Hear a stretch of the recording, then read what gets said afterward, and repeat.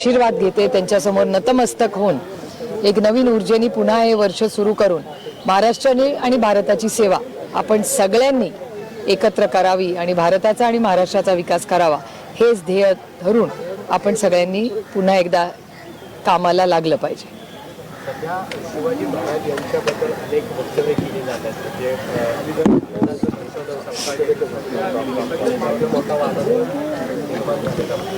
असे वाद जेव्हा निर्माण होतात ना तेव्हा मला अरुण जेटली साहेब आठवतात. अरुण जेटली साहेब आम्हाला पार्लमेंटमध्ये सिनियर आणि अरुण जेटली साहेब आम्हाला नेहमी सांगायचे की आपण असं करूया की आपण विनंती करूया मीडियाला की तुम्ही दाखवणं बंद करा, लोक बोलणं बी बंद करतील. मीही तुमच्या चॅनल्सवरती बातमी ऐकली वाचली आहे. महाविकास आघाडीची मीटिंग पुढच्या आठवड्यात आहे, तेव्हा स्पष्टपणे आम्ही तुम्हाला जे काय होईल ते महाविकास आघाडी एकत्र मिळून सांगेल. जयदादांनी काल एक स्टोरी ठेवली होती. जयदादांनी पहिल्यांदाच जय पवार अजित पवारांचे जे धाकटे चिरंजीव आहेत ते बोललेत अजित पवारांच्या अपघातावर. VSR कंपनीचा रद्द करा परवाना किंवा ब्लॅक बॉक्स गायब होऊ शकत नाही, जळू शकत नाही, पहिल्यांदाच ते बोललेत. अर्थातच अस्वस्थता मुलांमध्ये आहेच. मी तुम्हाला गेले अनेक दिवस तुमच्याच चॅनलवर तुम्ही गेल्या 15 दिवसातलं माझं प्रत्येक स्टेटमेंट बघा. रोहितमध्ये असणारी प्रचंड अस्वस्थता, मग रोहित धावपळ करून तुम्हाला समोरही त्यांनी अनेक मुद्दे मांडलेले आहेत. जयच्याही मनात अनेक दिवस, कारण का जय, पार्थ, वहिनी आणि समस्त पवार कुटुंब आणि दादांवर प्रेम करणारे हजारो नाही लाखो करोडो लोक असे महाराष्ट्रात आहेत ज्यांना अनेक मनात प्रश्न आहेत जे अस्वस्थ करणार आहेत. त्याच्यामुळे तो न्याय मागण्यासाठी गेले 15-20 दिवस सातत्याने मी तुम्हाला सांगते की रोहित अस्वस्थ आहे, रोहित अस्वस्थ आहे. पण त्याच वेळेस पार्थ आणि जयवर एवढा मोठा हा शॉक आहे. ही मुलं लहानच आहे तो. त्याच्यामुळे या सगळ्या प्रक्रियेतून काल जयनीही त्याच्या भावना काल आपल्या सगळ्यांबरोबर शेअर केल्या. आणि सगळेच म्हणजे आमचं कुटुंब, आणि आमचं कुटुंब म्हणजे ज्यांचं आडनाव पवार आहे एवढेच कुटुंब नाही, तमाम गेल्या 6 दशकामध्ये या तमाम महाराष्ट्रानी आणि देशातल्या लोकांनी जे प्रेम पवार कुटुंबाला दिलं त्याबद्दल मी त्यांचे मनपूर्वक आभार मानते. आणि या अडचणीच्या काळात तुम्ही सगळे समस्त पवार कुटुंब आणि आपलं हे जे कुटुंब आहे त्याच्यात आपण या दुःखात एकत्र आहोत आणि एकामेकाचा साथ देऊन दादाची जी अपूर्णी स्वप्न आहेत ती पूर्ण करण्यासाठी आपण सगळ्यांनी एकत्र काम केलं पाहिजे. अर्थातच मला रोहितची काळजीच वाटते, कारण का रोहित अनेक मुद्दे मांडतोय आणि प्रसार माध्यमातून, वर्तमानपत्रातून आणि अनेक समाजातल्या लोकांकडून सातत्याने रोहितबद्दल किंवा ज्या रोहित भावना मांडतोय, जे फॅक्ट्स, नुसत्या भावना नाही तो फॅक्ट्स देखील मांडतोय, डेटा दाखवतोय, त्याच्यामुळे अनेक लोकांना त्याची काळजी वाटते. प्रसार माध्यम असतील, वर्तमानपत्र असतील आणि समाजातले अनेक लोक असतील. आणि अर्थातच मला असं वाटतं, मी महाराष्ट्र सरकारला विनंती करीन की आपण सगळ्यांनी ज्या पद्धतीने रोहित लढतोय त्याच्यामुळे रोहितला ही सिक्युरिटी द्यावी.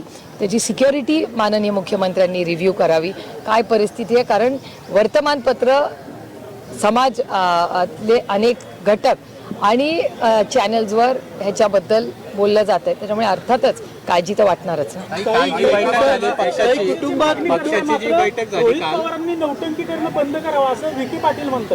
हे बघा, ही लोकशाही आहे, प्रत्येकाला बोलायचा अधिकार. काही काळजी पक्षाची बैठक झाली ज्याच्यामध्ये विलिनीकरणाच्या चर्चांना ब्रेक द्यावा किंवा त्या चर्चा थांबून पक्षवाढीसाठी संघटना मजबूत करण्यासाठी कार्यक्रम आखावे अशा पद्धतीची चर्चा काही झालेली आहे. मी काल त्या मीटिंगला नव्हते, तुम्हाला माहिती असेल ना, तुमच्या मुंबईच्या बीटवाल्यांनी सांगितलं असेल ना, आणि तुमच्या इथल्या बीटवाल्यांनी माझं पुण्यातच काल मीटिंग घेतली, तर ऑब्व्हियसली मी नव्हते त्या मीटिंगमध्ये. ताई, विलिनीकरणाचा जो प्रश्न आहे ना, अमोल कोल्हेंना प्रदेशाध्यक्ष करायचं आणि अमोल कोल्हेंना प्रदेशाध्यक्ष करून राज्याचा कारभार ते हाकतील, तुम्ही दिल्लीत असाल, दादा महाराष्ट्रात नेतृत्व करतील, हे सगळं चर्चेत झालं होतं. मग नेमकं प्रफुल्ल पटेल असतील, सुनील तटकरे असतील यांनी विरोध केला म्हणून हा सगळा विषय रखडला का? आणि जिल्हा परिषद निवडणुकीत तर जवळपास सगळे पक्ष एकत्र आले होते, त्या AB फॉर्मवर ती पण कुठल्या तरी नेत्याच्या सह्याच असतील. रामकृष्ण हरी, त्याच्यावर तटकऱ्यांच्या सह्या आहेत ना त्या AB फॉर्मवर. म्हणून मला वाटतं काल अमोलदादा सविस्तर ह्याच्यावर बोललेले आहेत.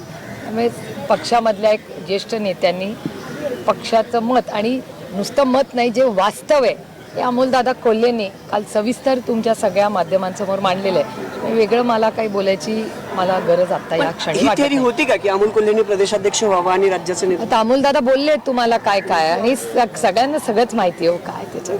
शेतकऱ्यांची आणि दादांची बैठक झालेली होती त्याचं CCTV असं अमोल कोल्हे म्हणतो ते स्पष्ट का बोलत नाही? ते खोटं बोलतायत ते खरं बोलतायत काय? मी तुम्हाला खरं सांगू का, माझा भाऊ तर गेला, माझा भाऊ गेला, त्याचं दुःख रजित आयुष्यभर कधीच भरून निघणार नाही.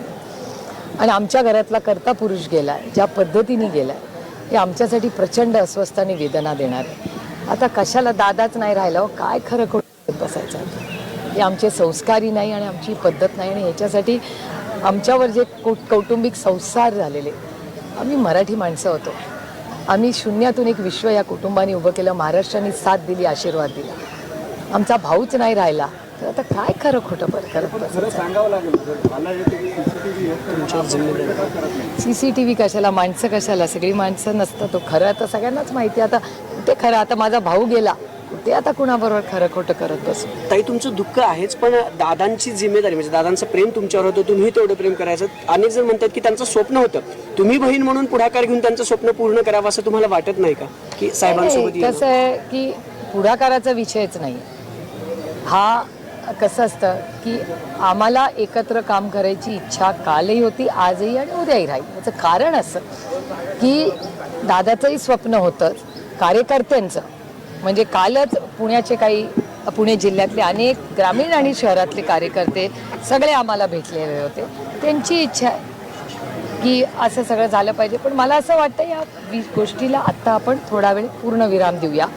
कारण का हे दुःख आम्हालाही अस्वस्थ आणि दुःख वाटतं की एक तर मी तुम्हाला खरं सांगू का, माझ्यापेक्षा वयाने जे मोठे आहेत, आपल्यापेक्षा 15-20 वर्षांनी जे लोक मोठे आहेत वयाने अनुभवाने, त्यांच्या विरोधात बोलणं हे माझ्या संस्कारात बसत नाही.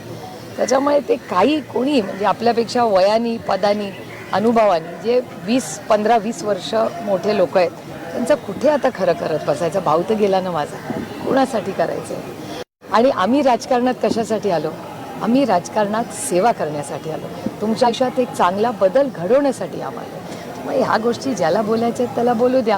वास्तव तर माझ्या भावालाही माहिती आहे, मलाही माहिती आहे आणि त्या प्रक्रियेत असणाऱ्या प्रत्येक व्यक्तीलाही वास्तव आहे माहिती आहे. तुमच्याशी मी काही कमी खोटं बोलू शकतो पण मनाला नाही ना. जे खरं आहे ते खरंच आहे आणि वास्तव आयुष्यभर खरं राहील. पण माझा दादाच आता राहिला नाही, कुठे खरं खोटं वेळ आली करत तर हे वास्तव तुम्ही समोर आणणार का महाराष्ट्राच्या? काही गरज मला वाटत नाही हो त्याची.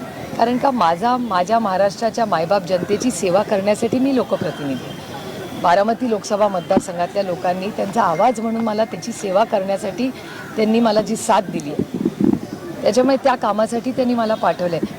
ते आता या तुतू मेमेमध्ये पडू आम्ही. जे वास्तव आहे सगळ्यांना माहिती आहे. आज शिवजयंती आहे, अरबी समुद्रातलं जे शिवस्मारक होणार होतं त्याला 10 वर्ष झालं अजून मुहूर्त मिळाला. मी याच्याबद्दल किती वेळा बोलले तुम्हाला माहितीच आहे. आणि इलेक्शन आलं की तिथे पूजा अर्चा केली जाते असं दिसतंय आणि इलेक्शन झाल्यानंतर कोणी त्याच्याबद्दल एक शब्द काढत नाही. आपल्या सगळ्यांचा अनुभव झालाय. तिथे मला असं वाटतं पहिल्यांदा जेव्हा काय त्यांनी सुरुवात करायचं केलं त्यालाच काहीतरी 5-10 कोटी रुपये खर्च केले होते मला आठवतंय. तेव्हा आम्ही हा प्रश्न उचलला होता. पण आता मला नाही वाटत त्यांच्या त्या अजेंडावर ते राहिले आता विषय. काही मंत्रालयातलं जे लाचखोरीचं प्रकरण आहे त्याचं एक स्टिंग ऑपरेशन समोर आलेलं आहे. ते जे क्लार्क आहेत ते 50,000 रुपये कामासाठी मागत असल्याचं ते सगळं व्हिडिओ समोर आलेत. असं ते व्हिडिओ समोर आलेत तेही मी चॅनल्सवर पाहिले. पण चॅनलनी स्वतःच त्याच्यात एक फुटनोट लावली आहे की हे खरे आहेत का नाही ह्याची गॅरंटी आम्हाला नाही असं त्या चॅनलनीच स्वतः खाली फुटनोट. त्याच्यामुळे त्याची काय आहे नाही आहे. आणि मी मागेही बोलले होते की ह्या सगळ्याची उत्तरं मला कसं विचारता तुम्ही? या देशाच्या माननीय मुख्यमंत्र्यांना विचारलं पाहिजे. कारण का त्या वास्तूचे आणि राज्याचे अध्यक्ष हे मुख्यमंत्री आहे. मायबाप सरकार येते तर मायबाप सरकार 6 मजला होम मिनिस्ट्री ACB कुणाला रिपोर्ट करते? होम मिनिस्ट्रीला. होम मिनिस्टर कोण आहे या राज्याचे? माननीय मुख्यमंत्री. त्यामुळे माननीय मुख्यमंत्र्यांनीच उत्तर दिलं पाहिजे की नाही अर्थात तपास झालाच पाहिजे ना. माननीय मुख्यमंत्र्यांच्या 6व्या मजल्यावर यांचं 3ऱ्या-4थ्यावर आहे ना. म्हणजे त्या बिल्डिंगमध्ये माननीय मुख्यमंत्री बसतात आणि त्यांचंच डिपार्टमेंट आहे. त्यांच्याच डिपार्टमेंटच्या ACBनी त्यांच्याच स्वतःच्या कॅबिनेटच्या मंत्र्यावर त्याच्याच कॅबिनमध्ये सील केलंय. त्याच्यामुळे हा काय ह्या खिशात त्या खिशाचा विषय नाहीये. तो एकाच प्रक्रियेचा भाग आहे. माननीय मुख्यमंत्री पण त्यांच्याच कॅबिनेट मधला मंत्री आहे. नाही, आपण ICAOचे मेंबर आहोत, इंटरनॅशनल सिव्हिल एव्हिएशन ऑर्गनायझेशनचे संस्थापक सदस्य आहोत. अहमदाबाद विमान क्रॅश संदर्भात सुद्धा जो अहवाल आला होता त्याला उशीर लागला.